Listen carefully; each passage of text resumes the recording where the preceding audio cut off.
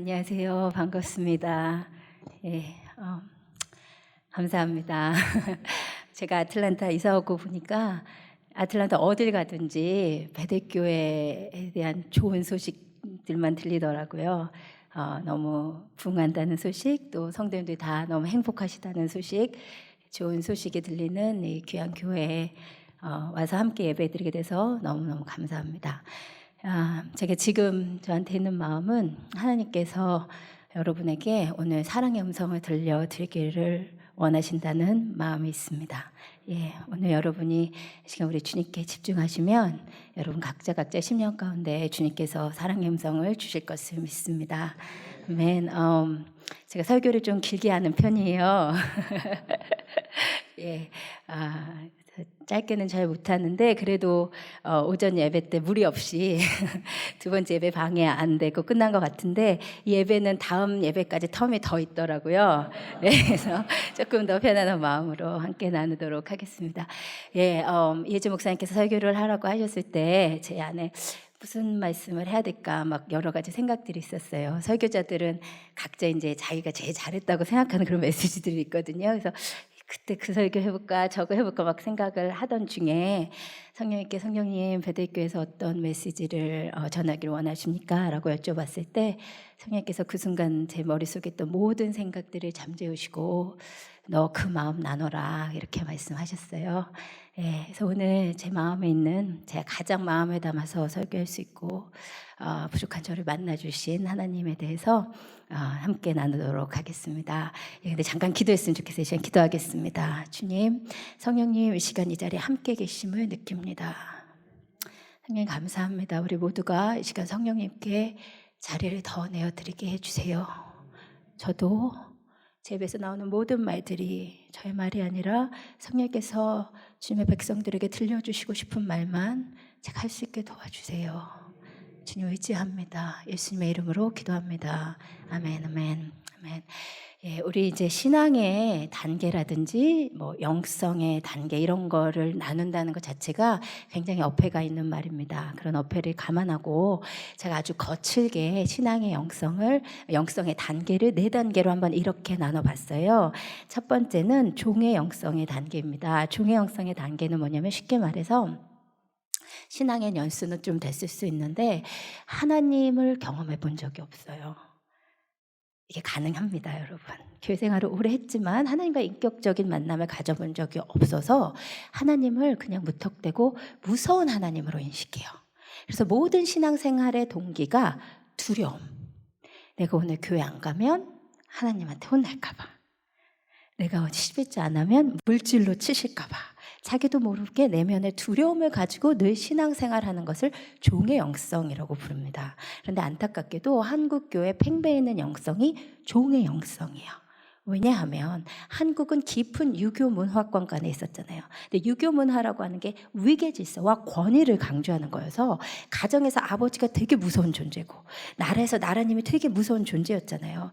마치 그 권위에 대한 두려움을 하나님께 투영해서 자기도 모르게 하나님을 굉장히 두렵고 무서운 존재로 인식하는 거예요. 그래서 많은 분들이 종의 영성 가운데 있어요. 그런데 여기서 조금 더 나아가면 하나님을 경험하는 분들이 계세요.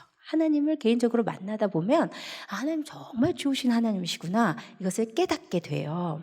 근데 하나님이 좋으신 분이기는 한데 아직 하나님이 전부는 되지 못하고 내 삶에 하나님만큼 소중한 아니면 하나님보다 소중한 나의 삶과 가족의 삶이 있어서 자기도 모르게 의도했건 의도치 않았건 나의 삶을 위해서 하나님을 이용하는 신앙의 단계가 있어요. 이게 세속적 영성의 단계예요.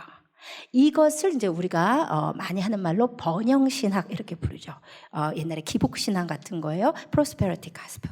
나를 위해서 나의 성공을 위해서 하나님을 이용하는 거. 제가 그렇지 않다고 생각했지만 저는 아주 오랫동안 이 세속적 영성 가운데 있었습니다. 나를 위해서 내가 필요할 때 하나님을 간절히 찾았어요.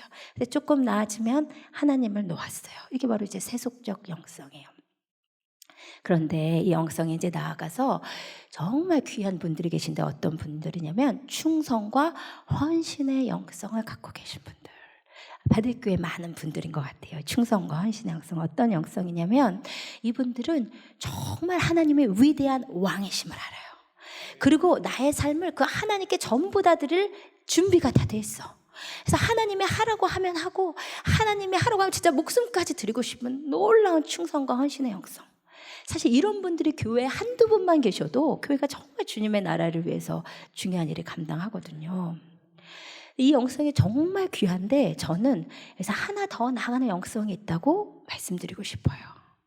그것은 신부의 영성이에요. 신부의 영성은 무엇이냐면 쉽게 말하면 하나님과 사랑에 빠져버린 영성이에요. 하나님의 그 아름다움에 꽂혀버렸어요. 하나님을 너무 사랑하고 유일한 소원이 내가 하나님을 사랑하고 하나님께 더 사랑받기 원하고 하나님께 더 발견되기를 원해. 이 영성에 계신 분들이 충성과 헌신을 하지만 그 모든 모티브는 주님 너무 사랑해서, 주님 더 사랑해서. 이게 바로 신부의 영성인데요. 이 네 가지 중에 어떤 것을 하나님이 가장 원하시는지를 제가 한번 이런 이야기로 말씀을 드려볼게요. 우리 집에 세탁기가 고장이 났어요. 남편한테 고쳐달라 그랬어. 남편이 이 네 가지 영성을 띄워주시면 이름을 보면서 한번 대답을 해보세요. 남편이 아내가 세탁기 고장났다고 하니까 세탁기를 안 고쳐줄 시에 있을 응징이 두려워서 빨리 고쳐줬다. 무슨 영성일까요? 종의 영성이에요. 그죠? 근데 어떤 사람은 세탁기가 고장났다고 내가 빨리 고쳐주면 우리 아내가 기분이 좋아서 나를 오늘 골프에 곱게 보내주겠지. 그래서 고쳤어요. 그건 무슨 영성일까요? 세속적인 영성이겠죠. 근데 어떤 남편은 남편으로서의 의무감에 충실해. 아주 충만해. 그래서 세탁기가 고장났다고? 남편이 당연히 고쳐줘야지 하고 고쳐줬어요. 무슨 영성이죠? 충성과 헌신의 영성. 근데 어떤 남편은 아내를 너무 사랑해. 아이고 우리 아내 안 그래도 일하기 힘든데 고운 손 망가지겠네. 세탁기가 고장났더니 내가 빨리 고쳐줘야지. 이렇게 아내를 정말 사랑하는 마음에서 고쳐줬어요. 무슨 영성일까요? 여자분들 이 네 가지 중에 어떤 경우에 가장 결과는 똑같지만 어떤 경우에 제일 마음이 기쁘세요? 네 번째 경우잖아요. 그죠? 제가 오늘 하나님이 찾으시는 영성이 신부의 영성이다라는 말씀을 드리고 싶은데 이것을 신학적, 성경적으로 설명하려면 진짜 몇 시간이 걸려요. 그래서 제가 다 하지 못하고 아주 짧게 이렇게 한번 설명을 해드려 볼게요. 하나님께서 여러분을 만드신 이유는 여러분을 만드셔서 일시켜 먹으시려고 만드신 게 아니에요. 하나님의 나라를 위해서 여러분을 참여시켜 주시는 거지 하나님의 나라를 위해서 여러분이 필요한 존재는 아니거든요. 그렇죠? 하나님께서 여러분을 만드신 이유는 여러분과 사랑의 교제를 나누시기 위함이세요. 이것은 마치 부부관계랑 비슷해요. 부부가 사랑으로 하나가 돼서 자식을 낳는단 말이에요. 그렇죠? 근데 자식을 왜 낳냐고 물어보면 딱히 대답할 말은 없어. 그렇죠? 그리고 돈도 많이 들어. 그죠? 자식 낳고 키우기. 근데 자식들이 많이 낳아요. 막 5명씩 낳고 막 이러잖아요. 왜 그러는지 모르겠어요. 근데 왜 낳냐고 물어보면 할 말이 없잖아요, 사실. 저보고 왜 자식을 낳았어요? 물어보면 할 말이 없는데 이 정도의 대답이 최선일 것 같아요. 내가 사랑하니까 낳았어요. 그리고 낳았으니까 사랑해요. 그렇죠? 하나님도 똑같으세요. 하나님이 여러분을 낳으신 이유는 하나님, 예수님, 성령님의 충만한 사랑의 연합이 흘러 넘쳐서 또 다른 사랑의 대상을 낳은 거예요. 마치 부부의 사랑이 흘러 넘치니까 또 다른 사랑의 대상을 낳았듯이. 그리고 그 자식한테 사실 원하는 게 없어. 자식한테 공부해라 하는 거는 그 자식을 위한 거지 나를 위한 건 아니잖아요. 사실 제가 자식한테 원하는 건 그냥 우리 집에서 눈 뜨고 밥 먹으면서 나랑 삶을 나누고 얘기 좀 해주는 거, 그것밖에 없거든요. 하나님이 여러분을 만드신 이유는 여러분을 하나님의 집 안에서 살게 하시면서 하나님과 사랑을 나누기를 원하시는 거예요.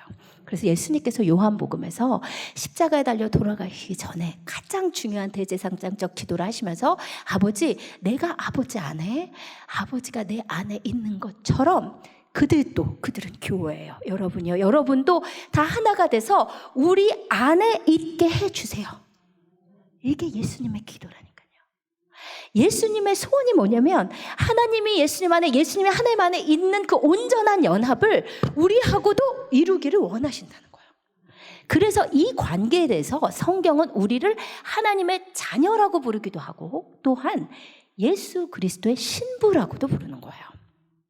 마치 우리가 예수 그리스도와 누릴 연합을 신랑과 신부가 누릴 연합이라고 표현하는 거예요. 사실 우리에게 부부관계를 주신 것은 우리에게 예수 그리스도와 우리가 누릴 수 있는 친밀함을 알라고 주신 거예요. 이 비밀을 깨달은 사람이 있어요. 누구게요?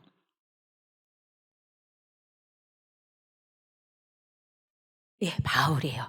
바울이 이 비밀을 깨닫고 이거 진짜 비밀이다 그러면서 뭐라고 얘기했냐면 그러므로 사람이 부모를 떠나 그의 아내와 합하여 그 둘이 한 육체가 될지니 결혼도 안 한 사람이 이런 얘기 왜 해요? 그죠?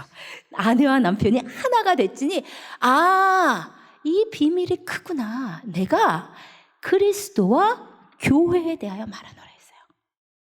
여러분이 예수 그리스도와 연합을 누릴 자라는 거예요. 이것을 또 깨달은 사람이 세례 요한이었어요. 세례 요한이 뭐라고 했냐면 신부를 취하는 것은 신랑이나 옆에서 신랑의 음성을 듣는 친구가 기뻐하나니 나는 이러한 기쁨에 충만했다. 무슨 말이냐면 예수님이 오셔서 교회를 취하는 것을 신랑이 신부를 취하는 거라고 한 거예요. 근데 나는 누구냐? 그 신랑과 신부를 연결시켜주는 신랑의 친구라고 하는 거죠. 그래서 사실 주님의 일을 하는 사람들은 신랑의 친구예요. 자기가 신부일 뿐만 아니라 이 땅에 신부를 주님께 올려드리는 거죠. 그래서 온 인류 역사가 끝나고 나서 요한계시록 21장에서 인류 역사의 결론을 봤더니요. 인류 역사의 결론이 어떻게 되냐? 모든 것은 다 새롭게 되는데 결국 남는 것은 하늘의 존재와 그리고 주님의 신부된 교회만 남아요. 여러분. 주님께서 인류 역사를 시작하시고 십자가에 달려 돌아가시기까지 인류 역사를 경영하신 이유는 주님의 신부된 교회 여러분을 얻기 위함이세요. 여러분 하나님이 여러분을 너무 사랑하세요. 감이 안 오시죠? 하나님이 여러분을 얼마나 사랑하시냐면요. 예레미야 31장 3절에서 주님께서 뭐라고 말씀하시냐면 옛적에 여호와께서 나에게 나타나사 내가 영원한 사랑으로 너를 사랑한다 하셨어요. 하나님이 영원한 사랑으로 우리를 사랑하신대요. 이성한테 영원한 사랑으로 사랑합니다 이런 말 들어보신 분, 고백해보신 분, 정말 위험한 고백이에요. 그렇죠? 왜냐하면 이 사람이 지금처럼 예쁘건 아니면 추한 모습으로 변하건 이 사람이 착하건 개망나니 짓을 하던 사랑하겠다는 약속이 담겨 있는 거잖아요. 아무나 못해요 이 고백. 근데 하나님이 이 위험한 사랑을 우리랑 하시는 거예요. 우리를 영원한 사랑으로 사랑하신대요. 그래서 우리를 인자함으로 이끌었대요. 여러분 우리가 이 단어 한 단어 한 단어를 잘 알아셔야 되는데 내가 너를 영원한 사랑으로 사랑하기 때문에 인자함으로 이끌었다고 했어요. 먼저 이끌다라는 단어를 보면 우리는 한국말로 이끌다라는 단어를 들으면 하나님이 나를 인도하셨다는 얘기구나. 나를 리드해 오셨다는 이야기구나. 그렇게 느껴지잖아요. 그렇죠? 근데 이끌다라는 단어 마셰크는 어떤 단어냐면 잡아당겼다 이 말이에요. 하나님이 여러분을 잡아당기셔서 여러분이 지금 이 자리에 앉아있다 이 말입니다. 여러분 하나님이 저를 잡아당겨 주시지 않았다면 제가 이 자리에 있을 수가 없는 사람이에요. 제 남편이 저랑 살면서 그런 얘기 하더라고요. 너는 진짜 예수님 안 만났으면 큰일 났을 뻔했다. 저의 그 와일드한 성격이 나오는 거죠. 근데 진짜 와일드한 성격이 이렇게 모범적으로 교회에서 클 사람이 아닌데 예수님의 사랑은 너무 세게 만났어요. 제가 맨날 얘기해요. 1.5톤 트럭에 깔리듯이 세상으로 나가기 바로 직전에 예수님의 사랑에 깔려버렸어요. 그래서 예수님을 만났어요. 그 주님이 당겨주신 사랑 때문에 여러분이 여기 앉아 계신 거예요. 여러분이 다른 사람에게 말할 수 없는 그 지경에 있을 때, 그 개차반의 삶을 살고 있을 때 주님이 거기서 여러분을 여기까지 잡아 당겨주신 거예요. 그리고 여러분을 인자함으로 이끌었대요. 인자함으로 이끌었다는 이게 정말 번역이 너무 아쉬운데, 그렇다고 번역한 분들은 뭐라고 할 수도 없는 게, 이것을 번역할 만한 한국말이 없어요. 여러분, 우리는 인자함 이러면 인자한 할아버지 이 정도로 생각하잖아요. 근데 인자함이라는 단어는 헤세드라는 히브리어인데요, 제가 성경을 이해하는 한에서는 구약성경에서 가장 중요한 단어가 아닐까 싶어요. 헤세드는요, 조금 어려운 말로 언약에 기초한 사랑이에요. 무슨 말인지 모르겠죠? 제가 설명해 드릴게요. 얘가 사랑받을 만한 아무 자격이 없어. 얘가 사랑할 만한 아무 구석이 없어. 근데 사랑해. 왜냐면 사랑하기로 했으니까. 이게 헤세드예요. 무조건적인 사랑이다 이 말이에요. 조금 어려운 말로 행위에 근거한 게 아니고 존재에 근거한. 그게 무슨 말이에요? 무슨 짓을 해도, 지금 이 자리에 앉아있건 어디 가서 개차반 짓을 하던, 행위랑 상관없이 존재 자체로 사랑받기로 된 자, 그게 여러분이란 말이에요. 이 헤세드의 사랑을 잘 보여주는 성경의 책이 아가서예요. 아가서가 어떤 책이냐면, 솔로몬이라고 하는 그날에서 가장 권력이 세고 그날에서 가장 똑똑하고 그날에서 가장 돈이 많은 남자가 술람미 여인이라고 하는 이스라엘의 이사가 지파의 시골 작은 마을, 그것도 포도원지기 딸을 사랑해요.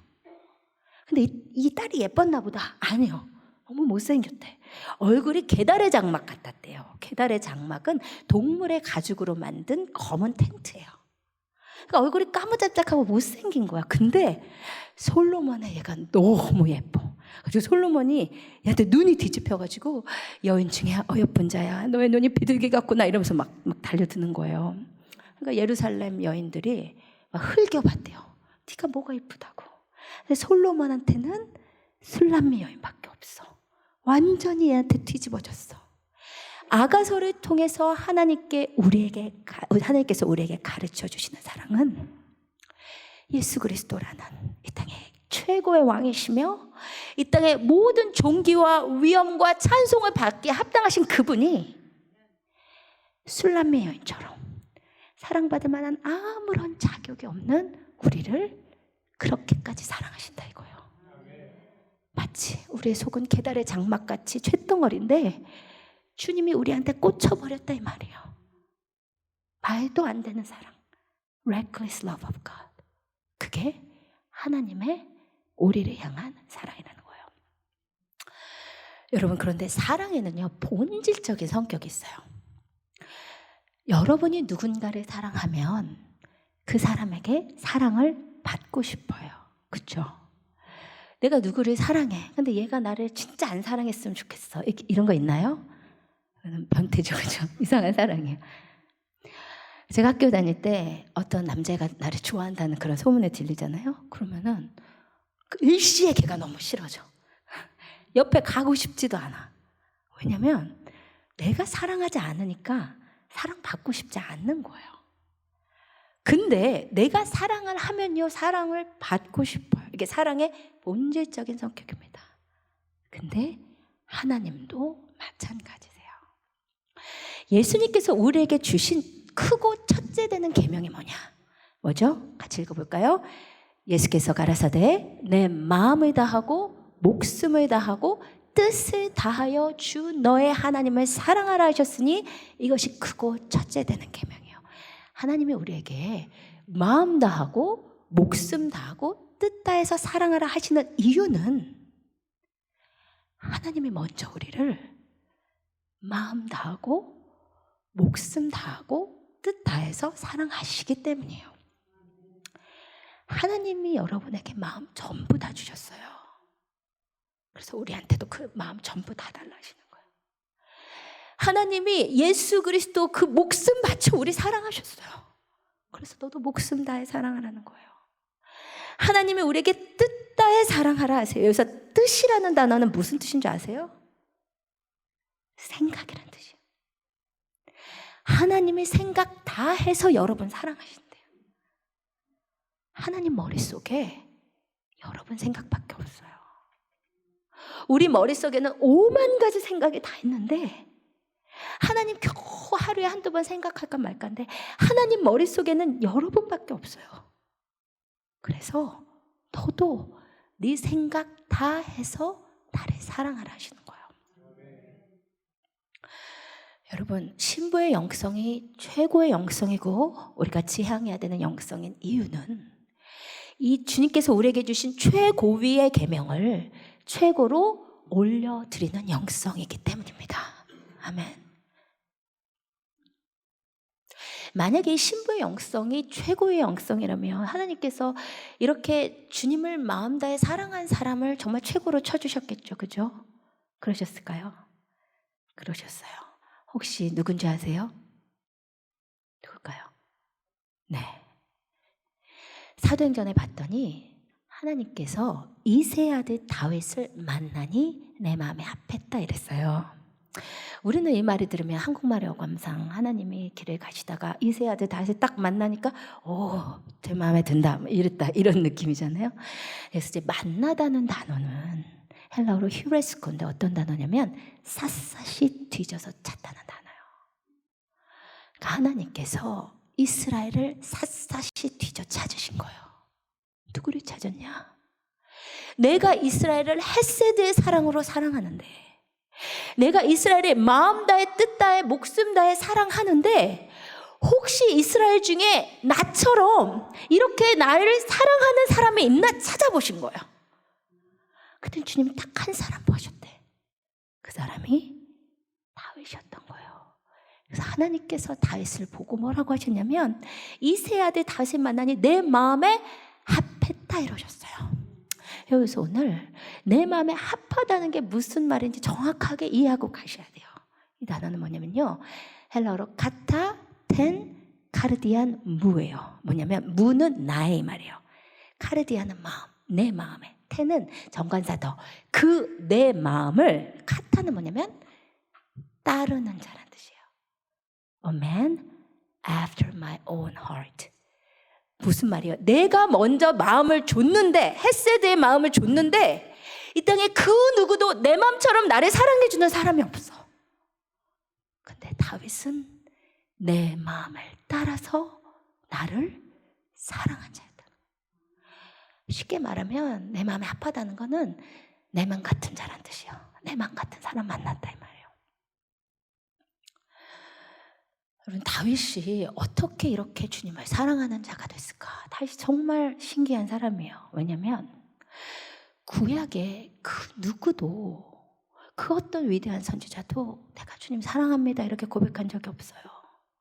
근데 다윗은 시편 18편 1편에서 나의 힘이 되신 여호와여, 내가 주님 사랑합니다. 이 고백을 지금 우리가 하기는 쉬워요. 다 사랑한다 하니까.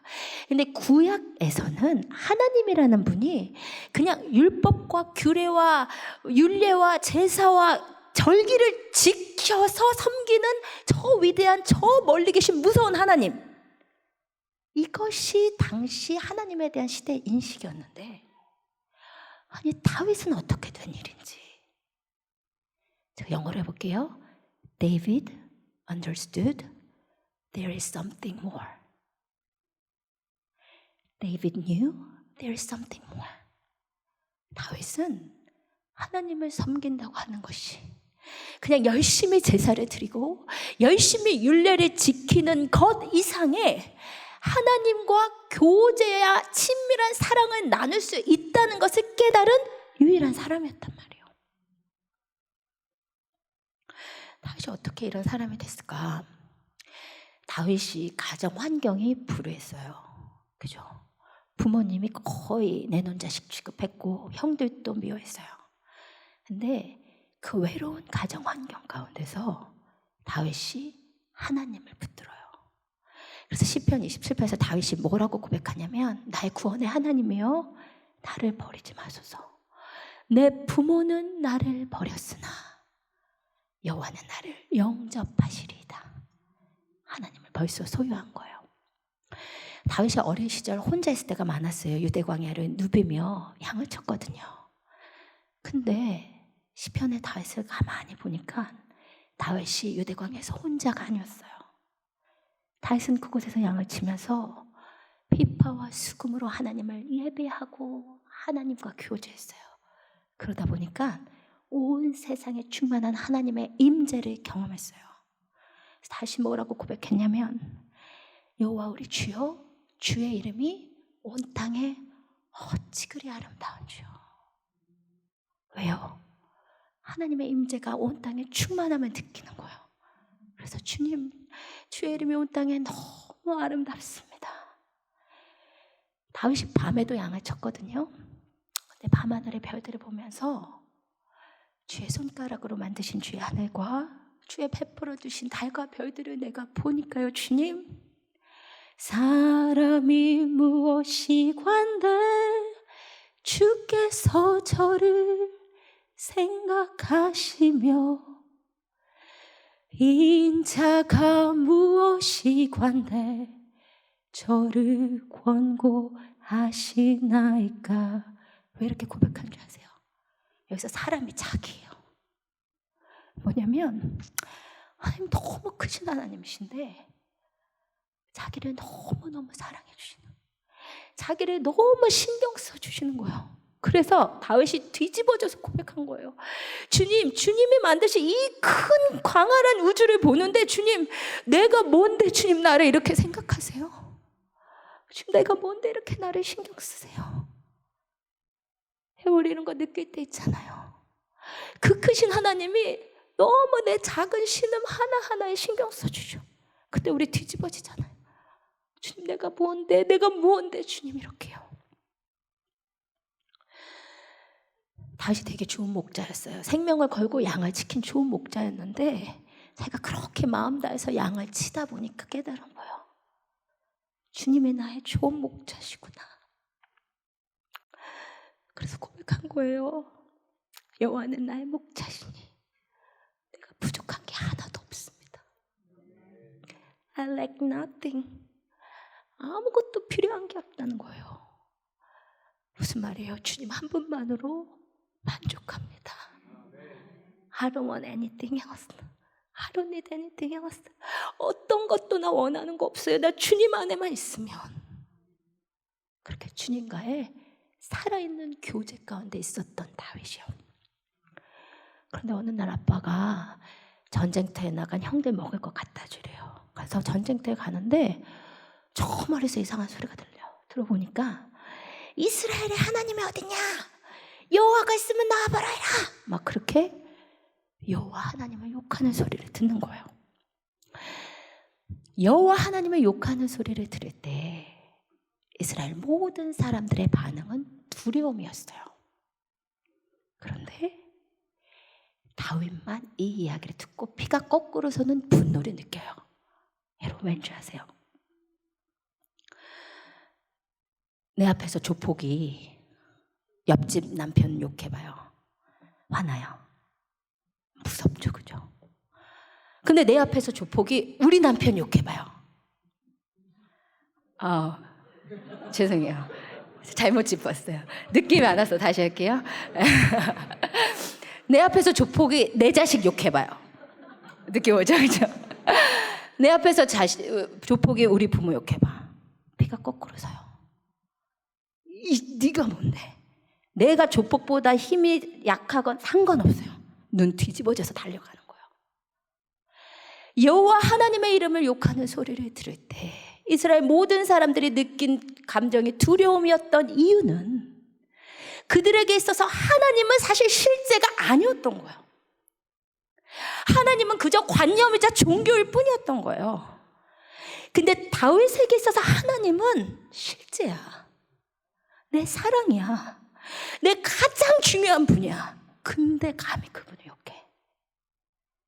그러면서 그 조그만 게 달려가면서 말하는 거예요.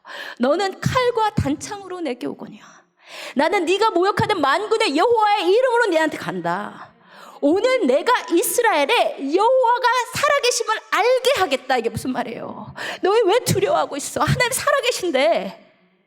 내가 오늘 이스라엘에 하나님이 살아계심을 알게 하겠고 여호와를 구원하심이 칼과 단창에 있지 아니함을 알게 하겠다. 이게 다윗이에요.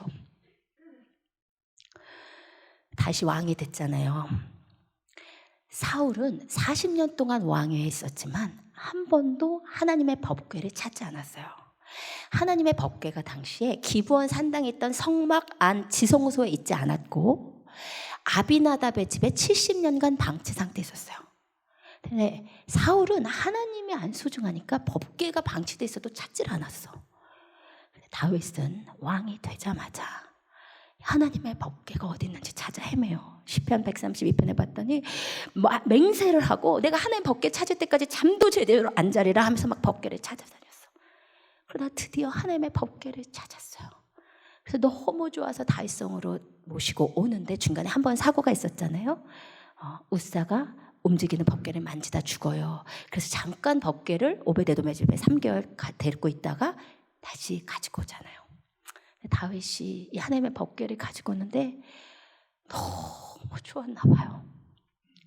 너무 좋아가지고 그 이스라엘의 왕이, 그 이스라엘 백성들이 다 보고 있는데 옷이 다 흘러내리는 것도 상관 안 하고 막 춤을 춰요. 우리는 두 손 들고 찬양할 때 혹시 뱃살이 삐져나올까 봐 이렇게 높이는 못 들잖아요. 근데 다윗은 그냥 옷이 다 내려와도 막 춤을 춰. 저는 다윗이 마음으로 이렇게 고백하고 있었다고 생각해요. 하나님, 내 눈엔 하나님밖에 안 보여요. 하나님, 내 눈엔 주님밖에 안 보여요. 여러분, 우리가 누군가를 사랑하면 많은 사람이 있어도 그 사람밖에 안 보이잖아요. 여러분이 이렇게 많은 사람이 있어도 제 눈엔 저분밖에 안 보여요. 집중을 잘 안 하고 계시지만 그리고 그 한 사람한테만 잘 보이면 돼요. 이게 다윗이었어요. 저도 오늘 한 분한테만 잘 보이면 돼요. 제 눈이 그분께만 고정하고 있으면 돼요. 다윗이 그렇게 하나님밖에 안 보인 사람이었어요. 하나님의 법궤를 가져가고, 원래 이거를 사실 기브온 산당으로 돌려보내야 되는데 다윗이 계획이 생겼어요.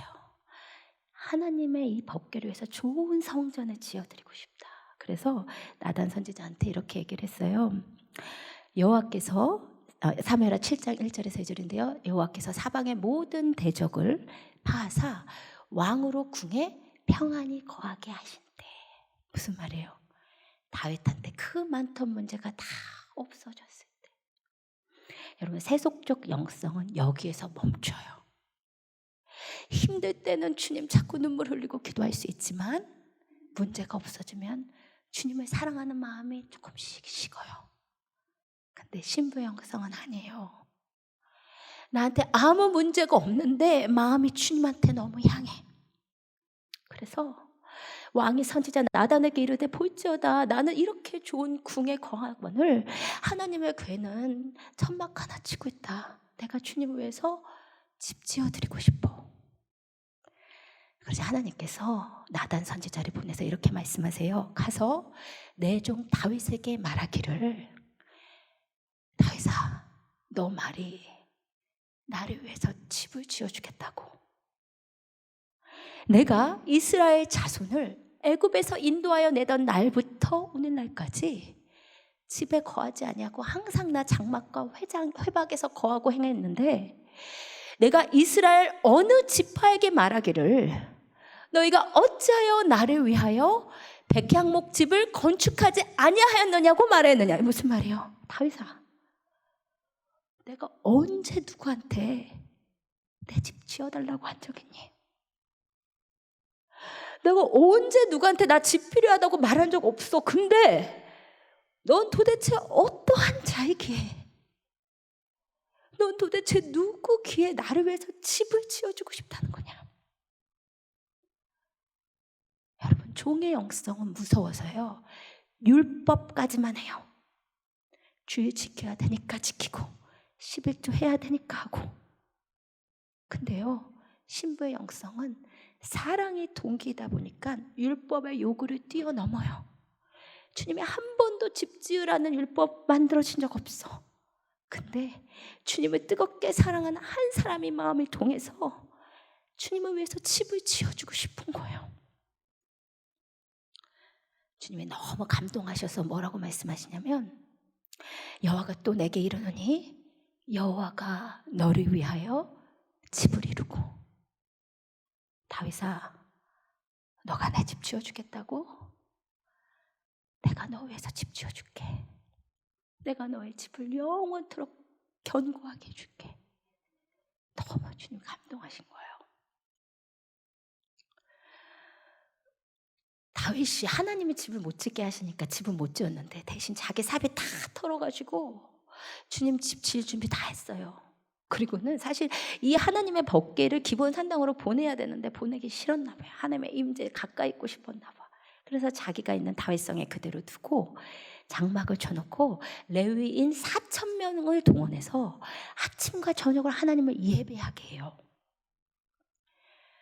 근데 이때 당시에 다윗의 장막에서 예배를 시편에서 읽어보면 완전히 지금 우리가 드리는 예배요.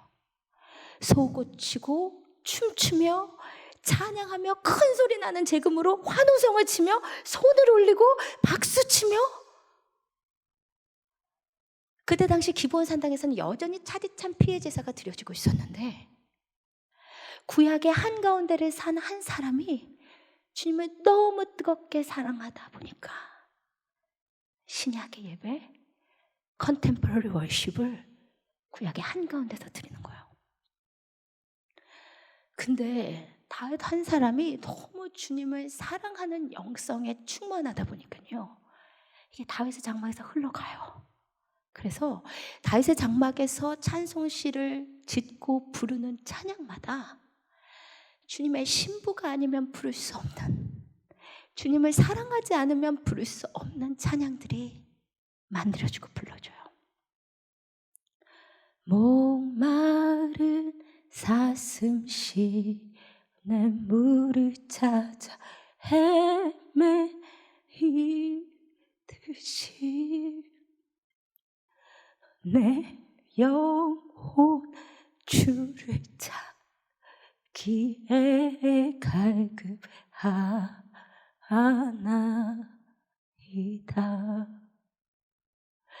주님만이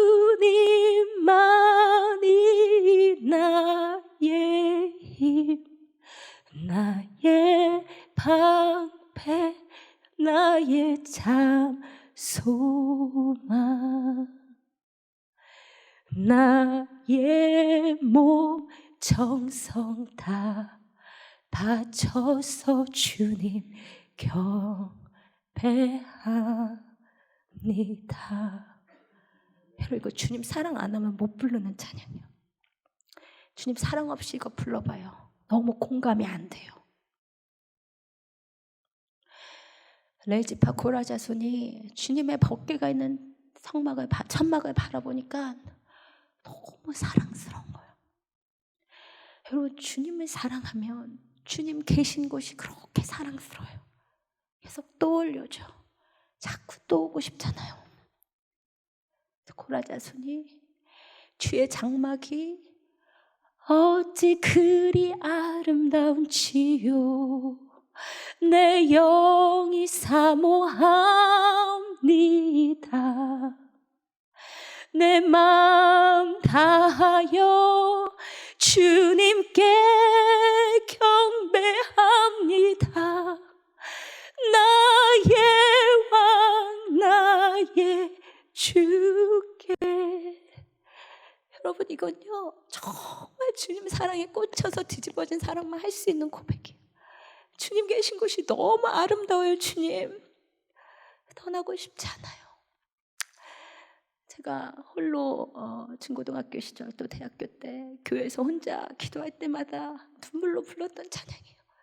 주님, 나 떠나고 싶지 않아요. 주님 계신 곳이 너무 아름다워요.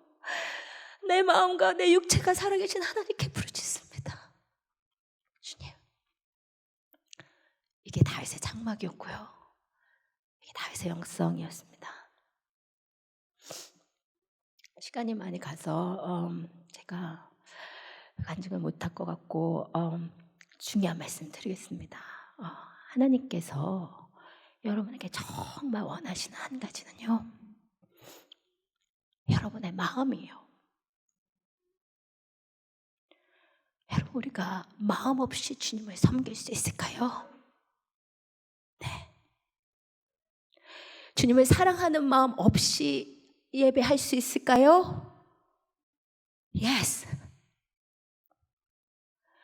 주님 사랑하는 마음 없이 하루에 2시간씩 기도할 수 있을까요? 슬프지만 yes. 우리는 열심히 종교 행위를 할 수 있어요. 근데 주님이 찾는 것은 마음이 함께 가는 거예요. 마음이 가면 행위가 가는 거예요. 마음 없이 주님께 올려드리는 어떤 것도 주님을 기쁘시게 할 수 없는 이유는 그것은 하나님을 죽은 신 취급하기 때문입니다. 하나님은 살아계셔서 여러분의 마음을 원하세요. 그래서 호세 6장 6절에서 주님께서 말씀하시기를 나는 인애를 원하고 제사를 원하는 게 아니야. 그래서 인애가 헤세드예요. 하나님이 우리를 사랑하셨듯이 우리도 그렇게 하나님을 사랑하기를 원하세요. 하나님이 이스라엘을 찾고 찾아 헤세드의 사랑을 올려드리는 자를 찾으셨듯이 오늘도 지금 이 시간에 여러분의 마음을 샅샅이 뒤져서 누가 내 마음 같은 자가 있나? 누가 나에게 사랑을 올려주나? 찾고 계신 거예요. 주님은 번제보다도 하나님 알기를 원하세요. 그래서 안다니까 공부를 많이 해야 되겠다 이게 아니고 안다는 단어, 야다는 하나님과 관계 가운데 있는 지식이에요. 하나님을 경험하는 거예요. 주님이 원하시는 것은 여러분과 진짜 살아있는 친밀한 교제를 하기 위함입니다. 여러분 한국교회는 정말 열심히 충만해요. 정말 주일, 수요예배, 금요예배, 새벽기도 너무 많잖아요. 너무 열심히 있는 것은 귀한데 오히려 그 열심히 하는 많은 활동들, 액티비티 가운데서 우리가 진짜 주님이 원하시는 것을 잃어버리기도 또한 너무 쉬워요. 주님은 지금도 여러분의 마음을 두드리시며 나와 진짜 관계를 갖자고 말씀하십니다. 요한계시록에서 주님께서 뭐라고 말씀하시냐면 내가 문 밖에 서서 문을 두드린다. 누구든지 내 음성을 듣고 문을 열면 나는 그에게로 들어가 그와 더불어 먹고 그는 나와 더불어 먹으리라. 여러분 이 말씀은 처음 예수님 영접하는 사람을 위해서 한 말씀이 아니에요. 예수님 구주로 영접하라는 게 아니에요. 왜냐하면 이 말씀은 라오디게아 교회에 주신 말씀이거든요. 교회에 주신 말씀, 여러분에게 하시는 말씀이에요. 무슨 말씀이냐면 너가 문을 더 열어야 돼요. 주님과의 교제를 위해서 여러분 안에 주님과 상관없는 영역들의 문을 열란 말이에요. 여러분 관계의 문도 열고 재정의 문도 열고 가족의 문제의 문도 열고 여러분 취미생활의 문도 열고 여러분 안에 문을 열고 그러면 주님이 그곳으로 들어가서 내가 너와 더불어 먹으리라. 먹는다는 것은 히브리 개념에서 친밀한 관계예요. 주님이 우리랑 교제하기를 원하신다. 여러분 저는 이것이 여러분을 향한 오늘 주님의 마음이라고 믿습니다. 여러분 주님이 지금 여러분의 마음의 문을 두드리고 계시는 거예요. 여러분의 하실 일은 주님과 상관없는 영역을 여세요. 주님과 상관없는 생각의 문을 여세요. 주님과 상관없는 감정의 문들을 여세요. 여러분의 일상에 주님을 초대하세요. 주님과 같이 사셔야 돼요. 그게 여러분의 만드신 주님의 목적이에요. 여러분이 주님 안에 온전히 하나 될 때 주님이 가장 영광 받으시는 거예요. 그리고 여러분을 통해 하나님의 나라를 확장시키시는 거예요. 저는 이 주님을 너무 뜨겁게 만난 것 같아요. 저는 사실 도덕성이나 이런 건 좀 떨어지는 사람이고 아까 말씀드린 대로 그냥 자유분방한 영혼이에요. 그래서 내가 이 주님을 만나지 않고 매번 주일날 예배 드려야 하고 내가 주님을 만나지 않고 매번 가정에서 신앙훈련을 받아야 됐다면 저는 분명히 튕겨져 나갔을 거예요. 근데 내가 만난 주님은 진짜 사랑이시더라고요. 제 마음의 빈 공간을 주님 오셔서 가득 채워주셨어요. 지금도 제 유일한 소원은 그 주님을 더 알기를 원하고 그 주님께 내가 더 발견되기를 원해요. 그 마음 가운데 있었더니 주님께서 저를 통해 하실 일들을 미약하게나마 해주시더라고요. 여러분, 시간 그 주님의 사랑의 관계 가운데로 나아가시라고 여러분 도전드리고 싶습니다. 지금 잠깐 함께 일어나 보실까요? 오늘 본문 말씀으로 돌아가 볼게요. 오늘 본문 말씀에 다윗의 글인데요. 다시 말했어요. 너희는 내 얼굴을 찾으라 하실 때에 내가 마음으로 주께 말하되 여호와여 내가 주의 얼굴을 찾으리다 하였나이다. 이게 무슨 말인지 잘 모르겠어요. 영어로 읽어볼게요. 다윗이 어느 날 10년 가운데 하나님의 음성을 들었대요. 그때 주님이 뭐라고 하셨냐면 My heart has heard you say. 주님이 다윗한테 Come and talk with me. 오늘 여러분을 향한 주님의 사랑의 음성입니다. 주님이 여러분에게 말씀하십니다. 와서 나랑 교제하자. 와서 나랑 대화하자. 와서 나랑 관계를 갖자. 그때 다윗이 대답하기를 And my heart responds Lord, I'm coming. 지금 내가 주님께 갑니다. 여러분, 주님의 사랑의 음성이 들리십니까? 우리 시간 이 찬양을 들으실 때에, 부르실 때에 인격이신 그분 앞에 섭시다. 주님의 얼굴을 바라보십시다.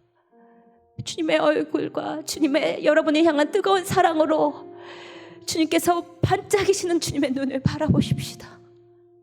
여러분과 함께 하시기를 원하시는 그 주님의 사랑의 음성이 시간 여러분께 역사되기를 간절히 원합니다.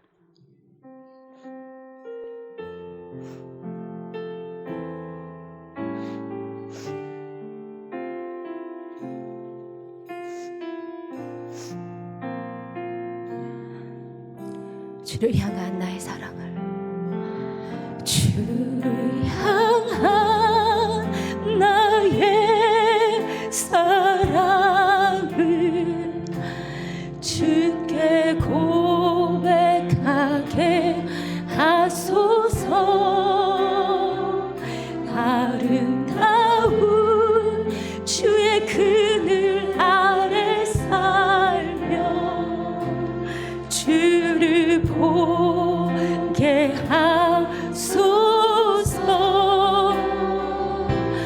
주님의 말씀 선포될 때에 땅과 하늘 진동하리. 나의 사랑 고백하리라. 나의 사랑 고백하리라.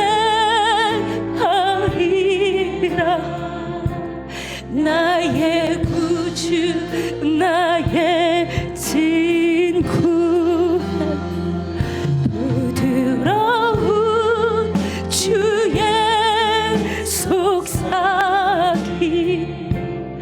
나의 이름을 부르시네. 주의 능력 주의 영광을 성령을 부으소서. 메마른 곳 거룩해 내가 주를 찾게 하소서. 내가 주를 찾게 하소서. 내 모든 것 주께 드리리. 나의 구주 나의 아멘. 이 시간 온 마음으로 우리 주님께 사랑 고백하십시다. 온 마음으로 주를 바라며 나의 사랑 고백하리라. 나의 사랑 고백하리라. 나를 향한 주님의 그 뜻이 하나님 간절히 알기 원합니다. 간절히 알기 원해. 아멘.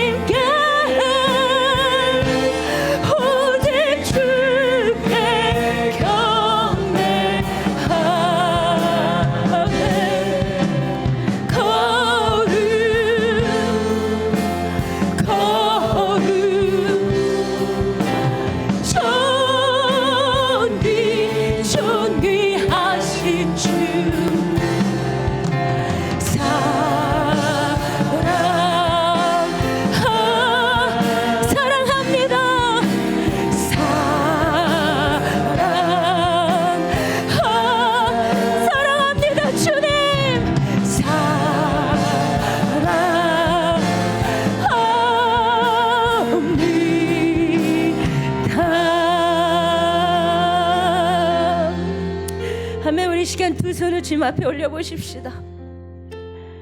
그리고 이 시간 우리 주님만 바라보십시다. 종교가 아닙니다. 행위가 아닙니다. 주님과 얼굴을 대하여 보는 것입니다. 인격적인 교제며 진전한 친밀함의 관계입니다. 오늘 주님이 여러분에게 말씀하실 것입니다. 1부 예배부터 계속 주시는 감동은 주님의 음성을 듣는 귀를 주기를 원하신다는 마음이에요. 여러분, 한 번도 주님의 사랑의 음성을 들어본 적이 없으신 분들은 오늘 구하시기를 원합니다. 주님의 음성 듣게 해주세요. 다윗처럼 come and talk with me, 나랑 대화하자는 주님의 그 사랑의 음성을 내가 듣게 해주세요. 그러니까 주님과의 진정한 사랑의 교제가 일어나게 해주세요. 우리 이렇게 간절한 소원으로 우리 주님 앞에 기도하면서 나가시겠습니다. 주님 감사합니다. 이 시간 성령님, 주님 감사해요. 성령님 감사해요. 주님, 저들의 듣는 길을 열어주세요. 주님, 듣는 길을 열어주세요. 주님, 말씀해 주세요. 아버지, 말씀해 주세요. 주님, 말씀해 주세요. 주님의 음성 듣기를 원해요. 사마마라 하라마라 사라마마 칸사라마라. 주님, 너무 웃었어. 너무 웃었어.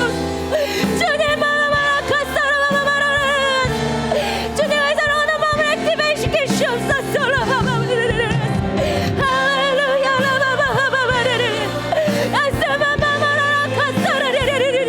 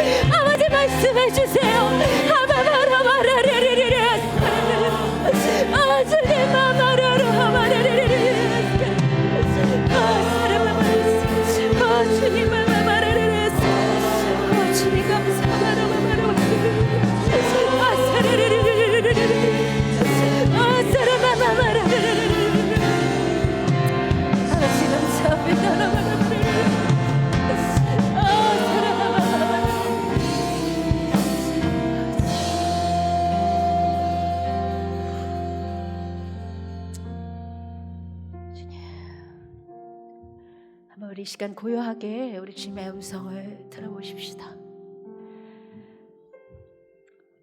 목자는 양에게 말을 하고 양은 목자의 음성을 듣습니다.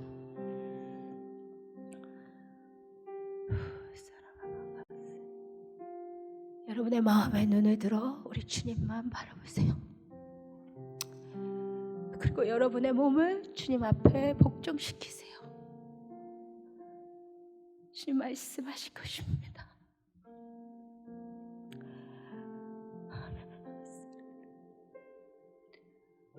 주님이 위로하실 것입니다.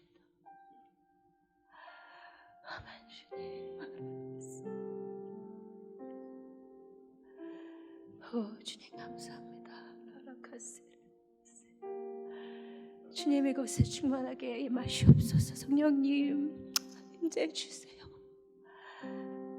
성령님, 종교의 껍질을 벗게 하시고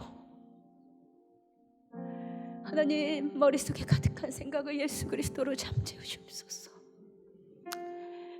주님이 생각하는 것만 생각하게 하시고, 주님이 느끼는 것만 느끼게 하시고, 주님이 좋아하는 것을 내가 좋아하게 하시고, 주님이 오시는 것 때문에 나도 울게 해주세요. 아버지가 내 안에 내가 아버지 안에 있는 것처럼 우리가 예수 그리스도 안에 있게 해주세요. 주님, 우리가 예수님 떠나서는 아무것도 할 수 없기 때문입니다. 아버지 감사합니다.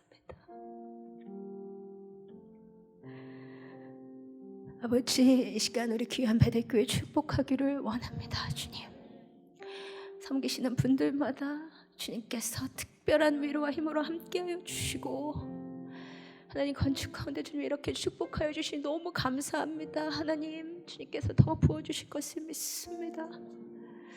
무엇보다도 주님을 뜨겁게 사랑하는 주님의 신부들로 일어나게 하여 주시옵소서.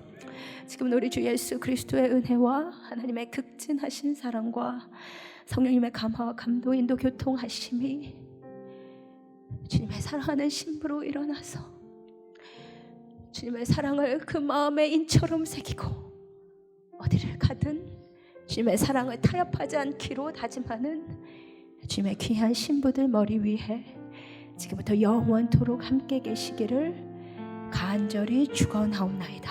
아멘.